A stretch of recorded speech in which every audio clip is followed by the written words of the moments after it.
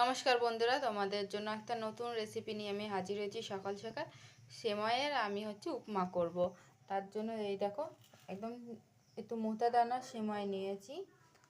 আর নিয়েছি পেঁয়াজ কুচি, আর গাজর কুচি, আলু কুচি, কাজু আর কিশমিশ। হ্যাঁ, তো আর এই দেখো, এদিকে জল গরম হয়ে গেছে, জলের মধ্যে দিয়ে দিচ্ছি সেমাইগুলো।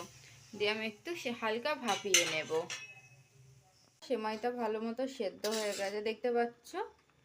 এই দেখো, আর এবার একটা আমি স্টেনারে নামিয়ে নেবো। এই যে স্টেনার এদিকে নিয়ে নিয়েছি, এটার মধ্যে নামিয়ে নেব। কাজু আর কিশমিশটা এই যে হালকা ভেজে আমি তুলে নিয়েছি। এবার তেলে দিয়ে দেব প্রথমে আমি পেঁয়াজ কুচি। তো এই যে গাজর, আলু, নুন, হলুদ সমস্ত কিছু আমি দিয়ে দেবো। দিয়ে সুন্দর করে এটা আমি ভেজে নেব, আর গাজর আর আলুটা সেদ্ধ হওয়া পর্যন্ত হয়ে গেছে। এবার এই যে আমি সেমাইটা দিয়ে সুন্দর করে নাড়িয়ে চাড়িয়ে নেব।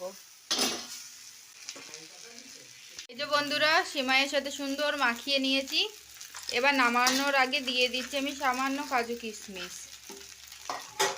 দিয়ে সুন্দর করে মাখিয়ে আমি এটাকে নামিয়ে নেব সার্ভ করার জন্য। এটা আমার পুরো রেডি হয়ে গেছে বন্ধুরা।